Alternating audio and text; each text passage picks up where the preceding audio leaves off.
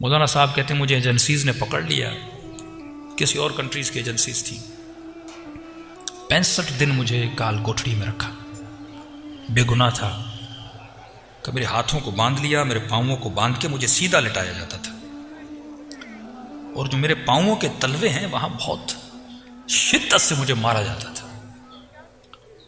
کہ قبلہ بس شدت اتنی ہے آپ کو بتا دوں کہ اتنا شدت سے مارتے تھے، میرے پاؤں سوج جاتے تھے، میرے ناخن وہاں سے نکل آتے تھے، لیکن جب چوٹ لگتی تھی اور شدید تکلیف ہوتی تھی تو میری زبان سے ایک جملہ جاری ہوتا تھا، یا زہرا۔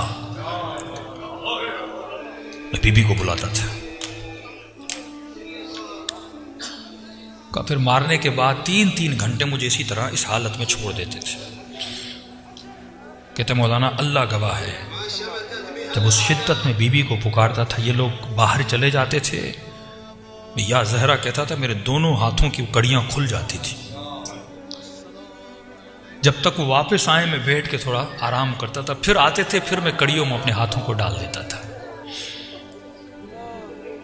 کہا کہ کافی دن گزر گئے، بی بی کو پکارتا رہا، لیکن کوئی فرج نہیں ہوا۔ کہ ایام فاطمیہ قریب تھے اور 3 دن باقی تھے بی بی کی شہادت میں اپنی کال کوٹری میں بیٹھ کے رو رہا تھا اور کہہ رہا تھا، سیدہ اتنی مصیبت میں میں نے آپ کو اتنا بلایا، اگر آپ کی شہادت کے دن سے پہلے میں آزاد ہو گیا تو مجھے یقین ہو جائے گا میں آپ کا ہی شیعہ ہوں اور آپ مجھ سے راضی ہو، لیکن بی بی اگر اس دنوں کے بعد گزر گئے اور آزاد نہ ہوا، بس میں سمجھوں گا کہ مجھ میں قابلیت نہیں تھی، آپ مجھ سے راضی نہیں ہو۔ کہتا رو رو کے مجھے نیند آ گئی۔ ایک عجیب خواب دیکھتا ہوں کہ میں ایک جہاز میں ہوں اور ایئرپورٹ پہ اترتا ہوں، ایک بندہ مجھے ریسیو کرنے آتا ہے، اپنے گھر لے جاتا ہے، بستر پہ سلاتا ہے، ایسی آن کرتا ہے۔ ایک سفر کا منظر دیکھتا ہوں خواب کے عالم میں، نیند سے اٹھتا ہوں، سوچ ہی رہا تھا کہ یہ میں نے کیا دیکھا ہے، کہاں جا رہا تھا، کس جہاز سے اتر رہا تھا۔ کہتے اتنے میں جو چھوٹی سی کال کوٹڑی تھی اس کی دیوار پر میں نے مڑ کے دیکھا، دنیا کی خوبصورت ترین ہینڈ رائٹنگ میں کچھ لکھا ہوا تھا۔ کہ قبلہ 25 سال گزر گئے، آج تک میں نے ایسی ہینڈ رائٹنگ پھر نہیں دیکھی۔ لکھا ہوا تھا، بسم اللہ الرحمن الرحیم، جو بھی اس کال کوٹڑی سے نکلنا چاہتا ہے، بچنا چاہتا ہے، 540 یا 35 مرتبہ یہ دعا پڑھے، شفا مل جائے گی۔ میں نے کہا دعا کیا تھی؟ قبلہ لکھا ہوتا، اللہم انی اسألک بحق فاطمہ و ابوہا و بعلہا و بنوہا و سر المستودع فیہا بعدد محاطبہ۔ کہ میں نے تسبیح اٹھائی اور میں نے 540 سے 35 مرتبہ پڑھا، بس پڑھنا تھا۔ 1 گھنٹے کے بعد دروازے پہ دستک ہوئی، میرا نام لیا اور کہا کہ آپ کو آزاد کر دیا گیا ہے، اور مجھے لیٹر دیا، معذرت خواہی کی، ہم نے بے جرم آپ کو پکڑا تھا، آپ آزاد ہو۔ کہ جیسے آزاد ہوا فوراً گھر گیا، شہر میں اعلان کیا کہ 3 دن میں سیدہ کی مجلس کرواؤں گا۔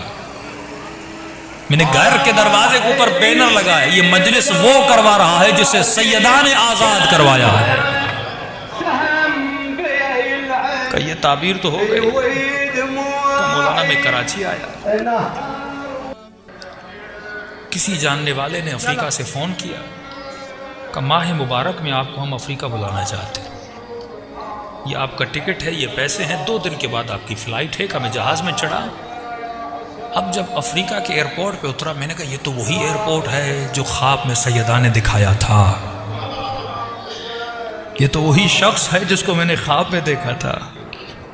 کہ گھر اس کا تھا پر اس کو بتا میں رہا تھا کہ تیرے کمرے میں یہ چیزیں ہیں۔ کہ آج 25 سال ہو گئے، سیدہ نے وہاں سے اٹھا کر مجھے یہاں بھیجا تھا۔ ایسے ایسے چھوٹے چھوٹے گاؤں جہاں پہ تصور بھی نہیں تھا کوئی اہل بیت کا نام لے گا، لیکن آج افریقہ میں آپ جاؤ گے، چھوٹے چھوٹے گاؤں جہاں پہ ہیلی کاپٹر سے لوگ وہاں جاتے ہیں، 25 لوگ ہیں، امام بارگاہ بنا ہوا ہے، اور وہ افریقہ کے لوگ جناب سیدہ کا ماتم کر رہے ہیں۔ جب تم مصیبتوں میں ان کو بلاتے ہو، وہ کہاں سے کہاں اٹھا کر تجھے بھیجتے ہیں کہ جاؤ، اگر تم مصیبت میں یہ تم میں برداشت تھی، یہ قوت برداشت کی تھی، کہ تم نے سیدہ کو یاد کیا، اہل بیت کو یاد کیا، اب ہم تمہیں ایک ڈیوٹی سونپتے ہیں کہ جا ہمارے دین اور مذہب کا مبلغ بن۔ تو میرے عزیز صرف خوشیوں میں نہیں، فرمایا شیعتنا خلقو، ہمارے شیعہ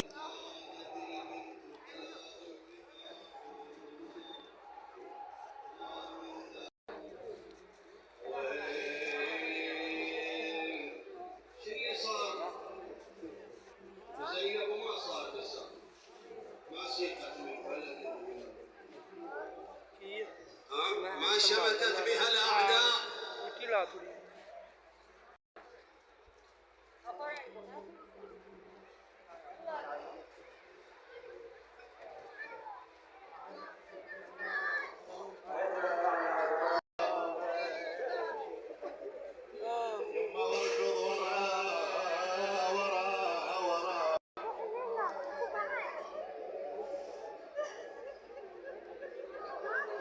الختام محمد سعيد، الختام محمد سعيد، توكل على الله ونحن نحسن الى الصلاه.